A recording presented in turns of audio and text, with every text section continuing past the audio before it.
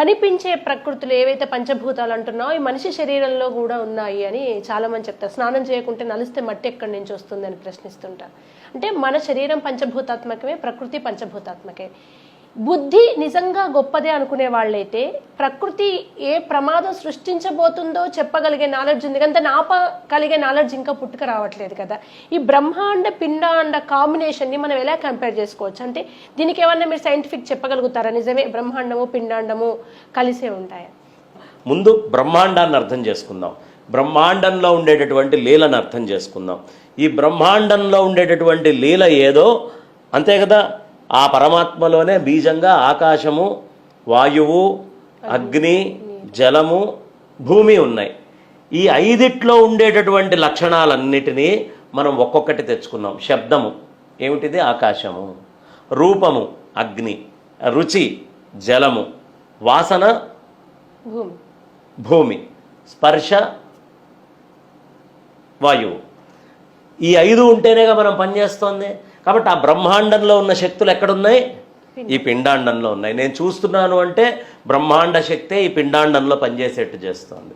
నాకు చర్మానికి చక్కగా ఇట్లా స్పర్శ అందుతోంది అంటే బ్రహ్మాండంలో ఉన్న శక్తే ఈ పిండాండంలో పనిచేస్తోంది. కాబట్టి బ్రహ్మాండములో ఉన్న అన్నీ పిండాండములో ఉన్నాయి, పిండాండంలో ఉండే అన్నీ బ్రహ్మాండంలో ఉన్నాయి. ఈ రెండు ఒకటే, పరస్పరం పనిచేస్తున్నాయి. కానీ అజ్ఞానవశాన ఈ పిండాండమే సర్వస్వము అని మనం జీవిస్తున్నాం. కానీ ఈ పిండాండము సమస్తము బ్రహ్మాండమే అనే విషయము మన బుద్ధిలో పనిచేయట్లేదు. ఎలా అంటే, ఒక నీళ్ల గ్లాస్ ఉంది ఏమో, నన్ను ఆ నీళ్ల గ్లాస్ ఇటు ఇయ్యమ్మ ఒకసారి. ఒక నీళ్ల గ్లాస్ ఉంది, ఈ నీళ్లు లేవు, ఇది ఖాళీ గ్లాసు. చూడమ్మా, ఖాళీ గ్లాసు. ఇప్పుడు ఈ గ్లాస్లో నేను వేలు పెట్టాను. ఈ గ్లాస్లో స్పేస్ ఉందా? ఎంత స్పేస్ ఉంది? మీ వేలు పెట్టడానికి సరిపడా స్పేస్ ఉంది కదా. ఇప్పుడు ఈ గ్లాస్ నేను తీసేసా, ఈ వేలు ఎంత స్పేస్ని చూపిస్తోంది? అదే ప్లేస్లో ఉంది, రూమ్ ఫుల్ ఆఫ్ స్పేస్ని చూపిస్తోంది. ఈ రూమ్కున్న గోడలన్నీ బద్దలు కొట్టాను. ఇప్పుడు ఇది ఎంత స్పేస్ చూపిస్తోంది? మొత్తము స్పేస్ని చూపిస్తోంది. Can you differentiate between this space and this space? రెండింటిని తేడా చేసి చూపించగలవా? ఒకటే స్పేస్ని ఇది పెట్టాను, కానీ మానవుడు తన అవసరాల నిమిత్తము నామ రూపాలతో కూడిన వస్తువుల్ని తయారు చేసుకొని ఆ స్పేస్, నీళ్లు తాగాలంటే గ్లాసు, నీళ్లు స్టోర్ చేసుకోవాలంటే బిందె, కాస్త నీళ్లు అక్కడి నుంచి ఇక్కడ నలుగురికి అవసరము అంటే ఓ జగ్గో చెంబో. వాడు స్పేస్ని ఉన్న స్పేస్నే వాడు ఒక మాయా అనే ఆచ్ఛాదన చేసుకొని వాడి యొక్క అవసరానికి వాడుకుంటున్నాడు. కానీ స్పేస్లో డిఫరెన్స్ మీరు చేయలేరు. ఈ గ్లాస్లో ఉన్న స్పేస్కి ఆ మొత్తం బ్రహ్మాండం నిండి ఉన్న స్పేస్కి ఏమైనా డిఫరెన్స్ ఉందా? లేదు.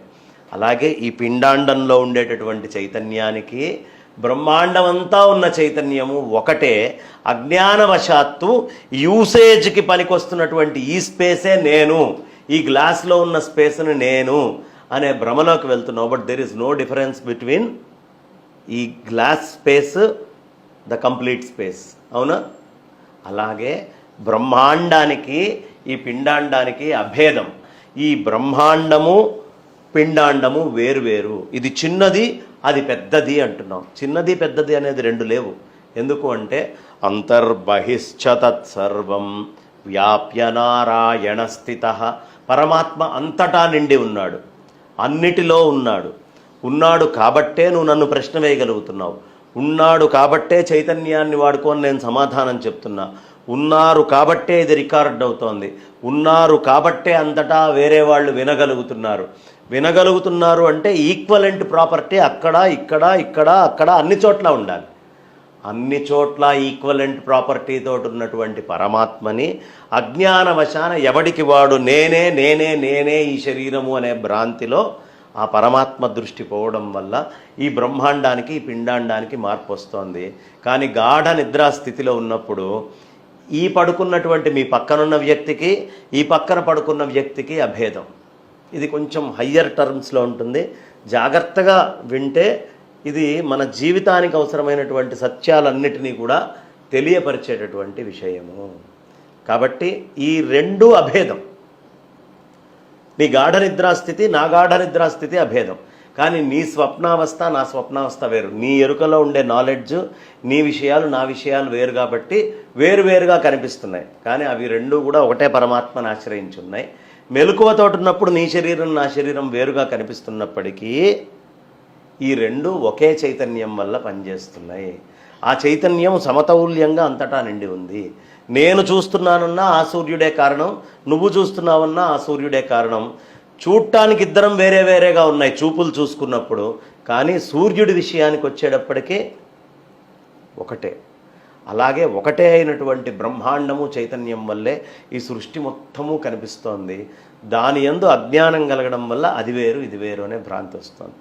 బ్రహ్మాండానికి పిండాండానికి మాయ వల్ల తేడా ఉన్నట్టుగా ఉంది, కానీ వాస్తవానికి బ్రహ్మాండమే పిండాండము, పిండాండం అంతా బ్రహ్మాండమే. రెండో భేదం.